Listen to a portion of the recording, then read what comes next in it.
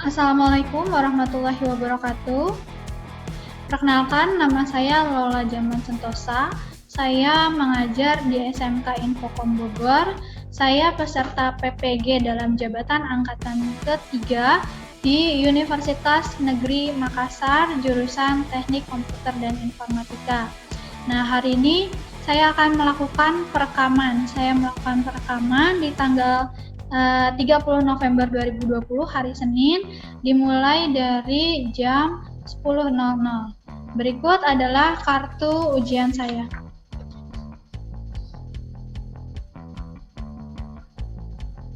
Untuk lebih jelasnya akan saya tampilkan melalui share screen.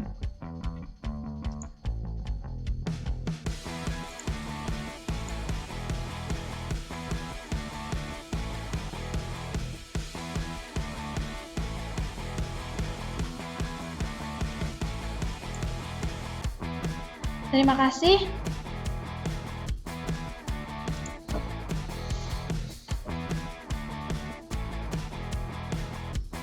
Baik, bismillahirrahmanirrahim. Anak-anakku semua, apakah suara dan gambar Ibu sudah terdengar dan terlihat dengan jelas atau belum?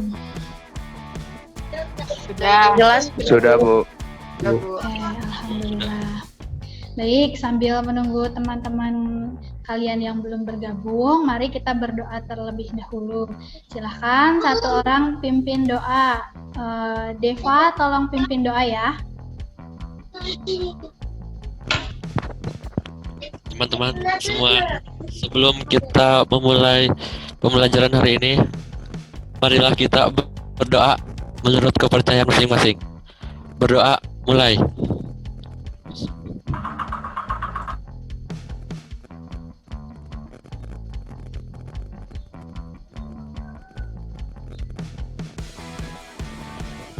Berdoa selesai. Alhamdulillahirrahmanirrahim. Terima kasih Deva. Mudah-mudahan kita semua selalu diberikan kesehatan oleh Allah SWT.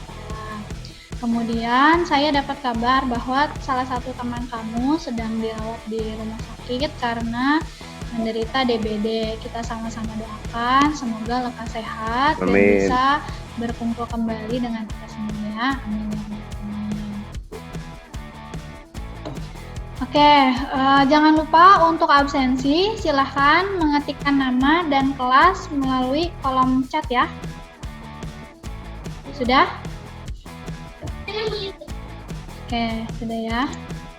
Nah, saya mau ingatkan kembali untuk jangan lupa mengikuti protokol kesehatan. Jangan lupa cuci tangan, kemudian jangan lupa pakai masker apabila keluar rumah. Kemudian jangan lupa juga jaga jarak. Baik. Apa kabar semua kalian hari ini? Baik. Alhamdulillah sehat, Bu. Alhamdulillahirrahmanirrahim ya.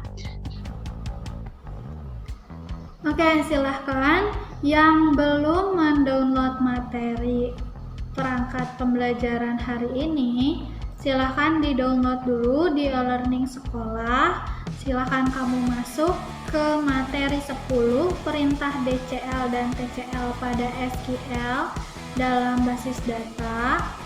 Kemudian ada dua hal yang harus kalian download. Yang pertama slide materi hari ini, kemudian LKPD-nya juga silahkan boleh kamu download untuk nanti panduan tugas ya.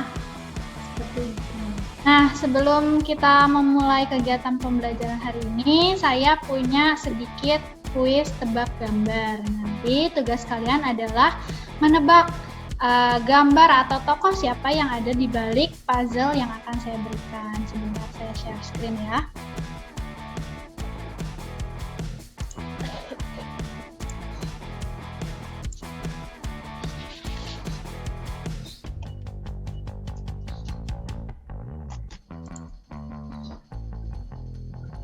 Sudah muncul atau belum? Sudah. Sudah, oke ya. Jadi di sini ada 4 buah puzzle yang di belakangnya itu ada satu gambar tokoh, ya. Clue yang pertama. Nah, beliau adalah warga negara Indonesia, lulusan Harvard University, Boston, Amerika Serikat. Ada yang bisa jawab? Silahkan. Zahwa. Nadiem Pertama, Makarim. Zahwa. Oke. Makarim.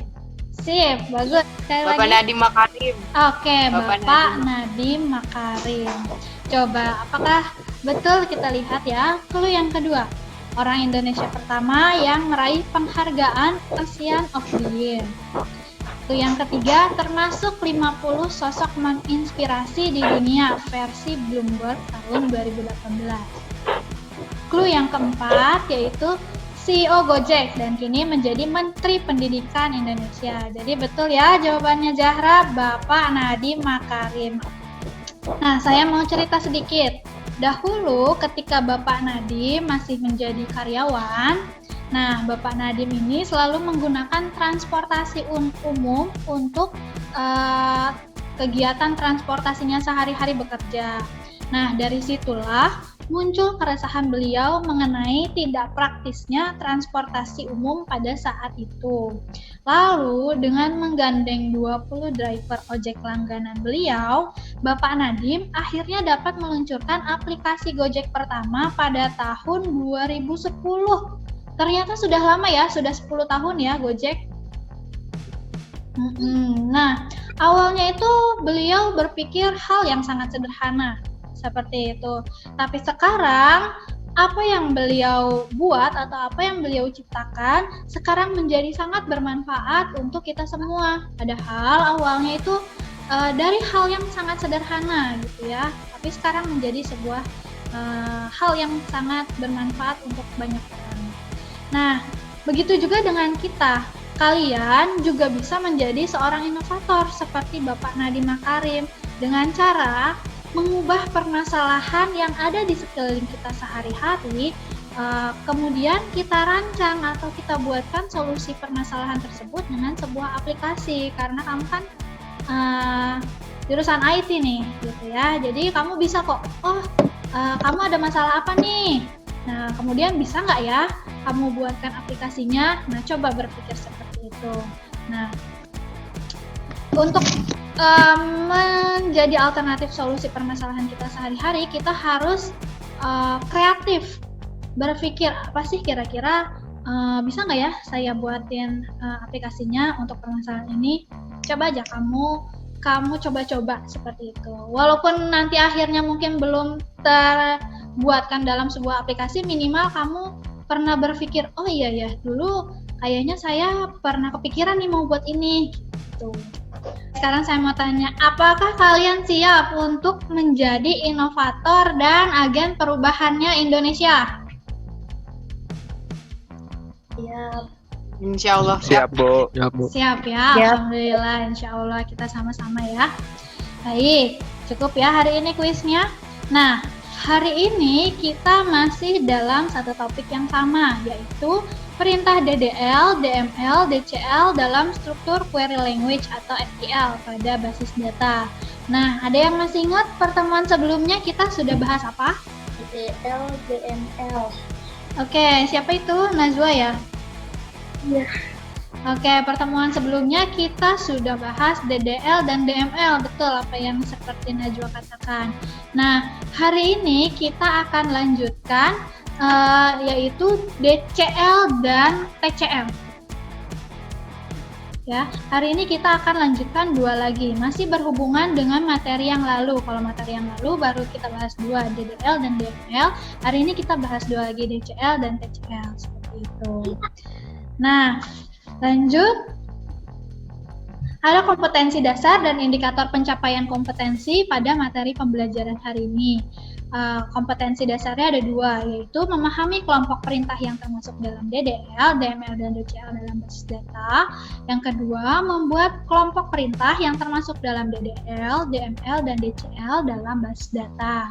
Sedangkan indikator pencapaian kompetensinya ada tiga, yaitu menjelaskan tentang DDL, DML, DCL, dan TCL. Yang kedua, menjelaskan tentang kelompok perintah yang termasuk dalam DDL, DML, DCL, dan TCL. Yang ketiga, membuat perintah DDL, DML, DCL, TCL dalam kehidupan sehari-hari. Lanjut, ada tujuan pembelajaran. Nah, tujuan pembelajaran kita hari ini ada 3, yaitu diharapkan kalian mampu yang pertama menjelaskan tentang DDL, DML, DCL, dan TCL dalam basis data dengan benar.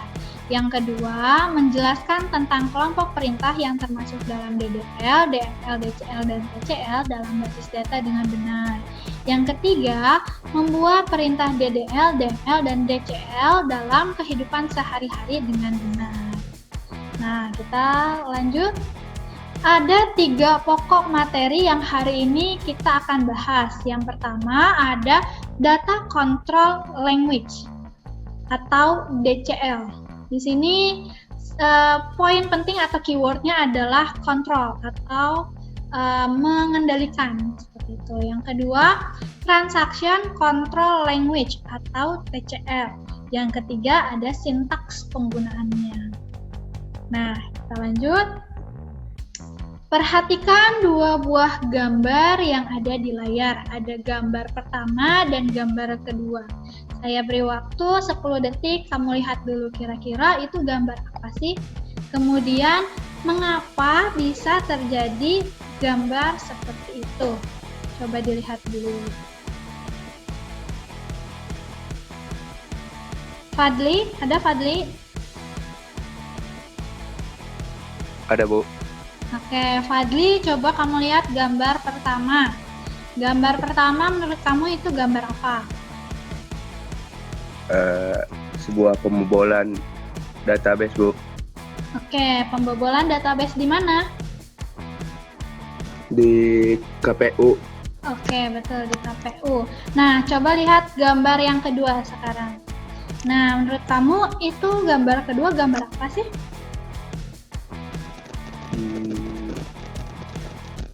Tentang bocornya data pengguna di Tokopedia, Bu. Oke, betul ya. Bocornya data di pengguna Tokopedia. Nah, kira-kira menurut kamu pembobolan database pada gambar pertama dan bocornya data di Tokopedia pada gambar kedua, kira-kira kenapa sih?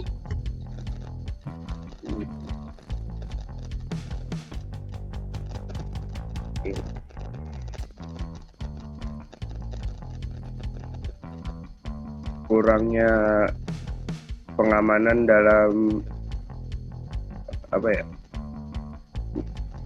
sebuah database atau data, Bu. Oke, Jadi, betul.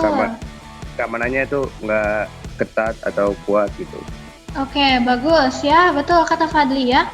Bisa jadi database yang mereka miliki pengamanannya kurang atau sistem proteksinya kurang kuat, seperti itu. Nah, hal tersebut yang akan kita pelajari hari ini. Bagaimana kita mengamankan sebuah database. Makanya kita perlu data control language atau bahasa yang dapat mengendalikan sebuah data. Siapa saja yang bisa mengakses database kita, kemudian apa saja yang bisa dilakukan oleh pengguna tersebut. Nah, itu yang akan kita pelajari hari ini. Yang pertama ada DCL atau Data Control Language. Nah, DCL di sini tadi udah saya singgung sedikit bahwa digunakan untuk memanipulasi user dan hak akses terhadap database. Memanipulasi user yang dimaksud diantaranya membuat dan menghapus user untuk mengakses database yang sudah diberi hak akses. Hal ini diperlukan untuk membatasi siapa saja yang dapat berkontribusi dan mengotak-ngatik database yang telah dibuat. Misalnya tadi Tokopedia, ada yang punya akun Tokopedia? Atau e-commerce lain, misal Shopee, Lazada, atau yang lain, ada yang punya? Ada, Bu. Ada, Bu. Ada, Bu. oke. Ada, Bu. Ada ya, Rangga punya ya, Rangga punya akun di e-commerce mana? E-commerce. Lazada, Bu. Oke, punya Lazada. Nah, ketika kamu masuk Lazada, kamu memasukkan username dan password kan ya? Iya, Bu. Nah, betul. Nah, hal tersebut di sini memasukkan username dan password adalah salah satu fungsi atau pengaplikasian dari DCL, di mana hal tersebut mengendalikan siapa saja yang bisa menggunakan akun kita. Gitu. Jadi ketika seseorang, misalnya tadi Rangga kan punya username sama password, ketika saya mau masuk ke Lazada tidak bisa menggunakan akunnya Rangga karena kan saya tidak punya akses atau tidak memiliki username dan passwordnya Rangga. Seperti itu. Kebayang ya? Bayang Bu, bayang. Oke. Jadi misalnya di mana pentingnya Bu? Misalnya di Lazada tersebut kamu punya saldo nih, misalnya saldonya Rangga ada 500.000. Bayangkan kalau orang lain bisa masuk dengan akunnya Rangga, kemudian bisa bertransaksi menggunakan saldo yang ada di akun Rangga. Nah, bukankah itu sesuatu hal yang tidak diinginkan? Kamu mau nggak kalau misalkan ada orang lain bisa belanja pakai saldo kamu, padahal kamu nggak ngasih username sama password? Nggak mau Bu. Iya ya, itu namanya jadi tindakan kriminal di dalam IT. Nah, salah satu pencegahannya menggunakan DCL. Seperti itu. Kemudian, perintah DCL yang akan kita bahas ada dua, yaitu ada grant dan ada revoke. Nanti penjelasannya di slide berikutnya. Nah, kita bahas dulu yang kedua, ada TCL, yaitu Transaction Control Language. TCL digunakan untuk perintah SQL yang berhubungan dengan transaksi di database. Ya, perintah TCL ada dua yang akan kita bahas, ada commit dan ada rollback. Nah, praktik penggunaan, kita akan lihat bagaimana cara penggunaannya. Yang pertama, grant. Grant digunakan untuk memungkinkan pengguna mengakses hak istimewa ke database. Contoh penulisannya adalah grant, hak akses diikuti daftar kolom apa saja, kemudian hak akses, kemudian daftar kolomnya lagi, on, nama database-nya apa, nama table, to, nama user, at lokasi user. Misalnya, kalau kemarin kita sudah bahas DDL dan DML, masih ingat ada select, insert, update, delete, ingat ya? Nah, grant ini kita memberikan hak akses si pengguna untuk bisa melakukan perintah tersebut, bisa select, insert, update, delete. Misalnya, saya memiliki database, saya mau memberikan hak akses ke Zahwa, misalnya. Hak aksesnya misalnya hanya untuk menambah dan menghapus, berarti kan insert dan delete. Ya. Nah, database saya namanya database sekolah. Nama tabelnya misalnya tabel siswa. Jadi nanti cara penulisannya adalah grant, insert, delete, on, sekolah, titik, siswa, to, Zahwa, at, localhost misalnya. Atau at, nomor IP-nya berapa gitu ya, kebayang ya. Jadi saya ulang, misalnya saya punya database sekolah, nama tabelnya di dalam database sekolah itu salah satunya ada tabel siswa, kemudian saya mau memberikan hak akses ke Zahwa. Nah, hak aksesnya itu saya mau memberikan menambah dan menghapus, cuma dua. Jadi misalnya bisa insert dan bisa delete. Jadi cara penulisannya adalah grant, insert, delete, on, sekolah, titik, siswa, to, Zahwa, at, localhost, atau at IP-nya Zahwa berapa, misalnya komputernya atau laptopnya, gitu. Sampai sini kebayang ya? Kita lanjut dulu yang kedua, yaitu revoke. Nah, revoke digunakan untuk menghapus semua atau sebagian hak akses pengguna yang telah diberikan menggunakan perintah grant. Tadi misalnya saya mau memberikan akses ke Zahwa, insert sama delete. Misalnya di kemudian hari saya hanya mau memberikan akses ke Zahwa itu hanya insert, delete-nya saya tarik hak aksesnya dari Zahwa, seperti itu ya. Jadi awalnya saya memberikan 2 hak akses, insert dan delete, kemudian saya tarik hak aksesnya, ternyata Zahwa saya mau berikan hanya hak akses menambah tetapi tidak bisa menghapus data gitu. Nah, berarti hak akses yang saya tarik atau yang saya hapus, hak aksesnya dari Zahwa, saya tarik menggunakan revoke. Jadi penulisannya revoke delete on sekolah titik siswa from Zahwa at localhost. Sampai sini kebayang? Oke, kebayang ya? Seperti itu. Jadi kalau grant untuk memberikan akses, kalau revoke untuk menarik atau menghapus akses yang sudah diberikan sebelumnya. Gitu. Nah, lanjut. Yang kedua ada TCL, ada commit dan ada rollback. Kita bahas satu-satu. Yang pertama ada commit. Commit digunakan untuk mengendalikan eksekusi transaksi yang menyetujui rangkaian perintah yang berhubungan erat dengan perintah yang sebelumnya telah berhasil dilakukan. Misalnya nih, tadi Zahwa kan saya berikan hak akses untuk insert sama hapus. Misalnya pertama dia buka database, kemudian dia nambah data pertama.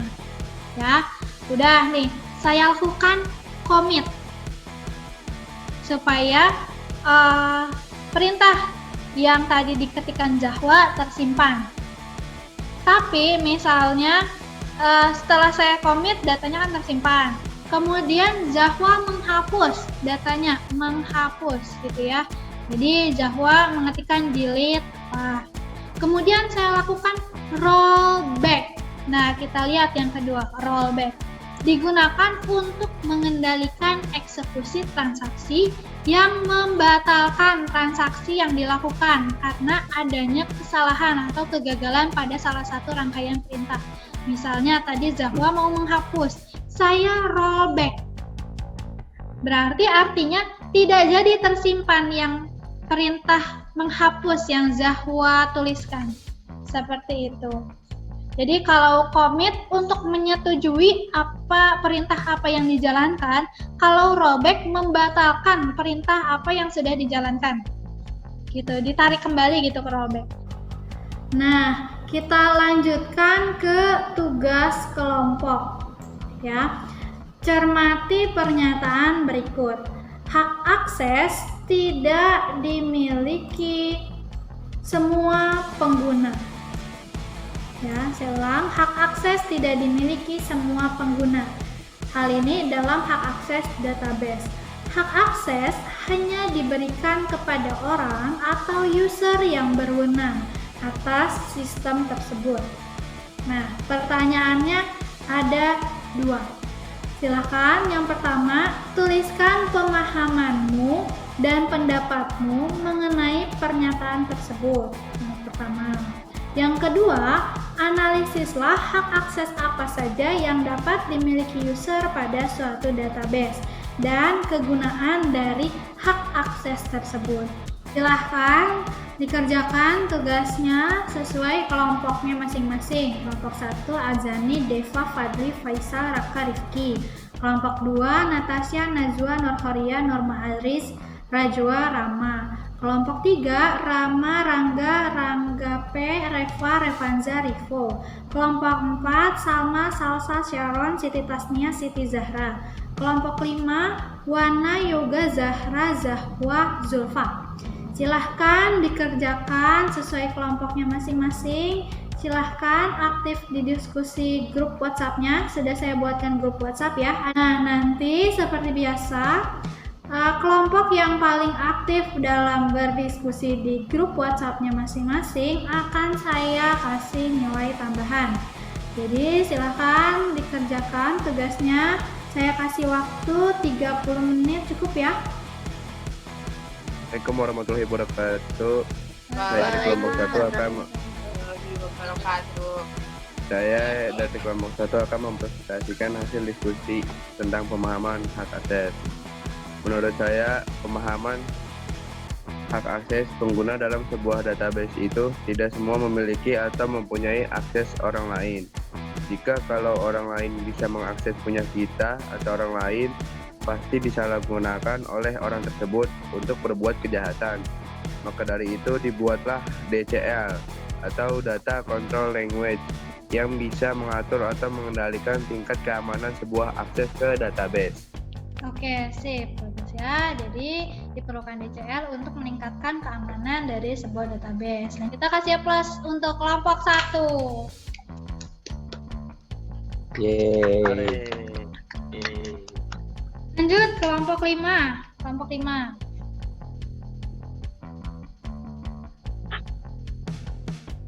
Juga Sabar. yang nomor 1, hak akses digunakan untuk menambahkan keamanan agar tidak disalahgunakan oleh user lain. Oke ya, jadi menambahkan keamanan untuk tidak digunakan oleh user lain. Nah, itu hasil pemahaman dari kelompok 1 mengenai kelompok 5, nomor 1 mengenai hak akses. Nomor 2, silahkan. Wana. Komit menerima akses dari user, rollback membatalkan akses dari user, block hak akses untuk menghapus database, table, dan view. Create user, hak akses untuk membuat, menghapus, dan mengubah user. Oke ya, bagus, sip. Jadi ada 2 tambahan, baru ada drop sama ada create. Drop untuk menghapus database, create untuk menambah database. Sip, bagus. Kelompok 5 kita kasih applause untuk kelompok 5. Sip, alhamdulillah bagus ya semuanya. Silahkan, hari ini materi kita sudah selesai. Dengan berakhirnya diskusi kita hari ini, materi kita sudah selesai.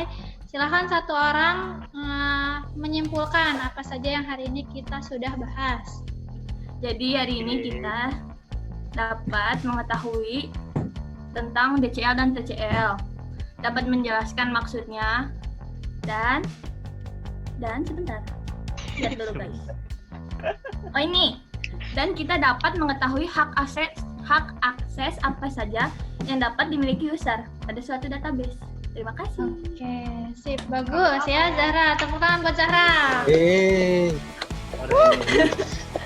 Oke, betul ya. Jadi hari ini kita sudah membahas apa itu DCL, apa itu TCL, kemudian DCL sama TCL perintahnya apa saja, kemudian cara penggunaannya gimana, kemudian hak akses itu apa gitu ya. Alhamdulillah sudah bagus, kalian sudah bisa. Nah, selanjutnya adalah nanti di pertemuan berikutnya setelah UAS kita akan belajar menggunakannya di dalam aplikasi ExamPP atau MySQL. Jadi nanti kalau yang di rumahnya ada laptop, silahkan di-download dulu aplikasinya, namanya ExamPP. Ya. Kita akhiri dengan berdoa. Silahkan dipimpin doa. Sharon, ada Sharon?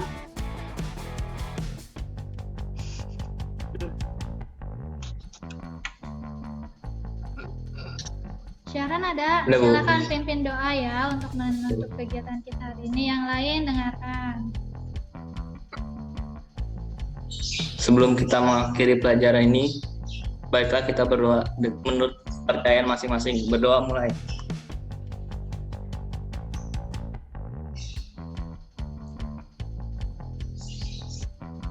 Berdoa selesai. Alhamdulillahirrahmanirrahim, amin ya rabbal alamin. Terima kasih Sharon, terima kasih untuk semuanya yang sudah dari awal aktif sampai terakhir. Saya ucapkan terima kasih, semoga kalian sehat selalu, sehat terus. Salam untuk orang tua, selamat belajar untuk ujian ya, jangan lupa belajar untuk ujian. Hari ini saya akhiri. Assalamualaikum warahmatullahi wabarakatuh. Waalaikumsalam warahmatullahi wabarakatuh. Beli.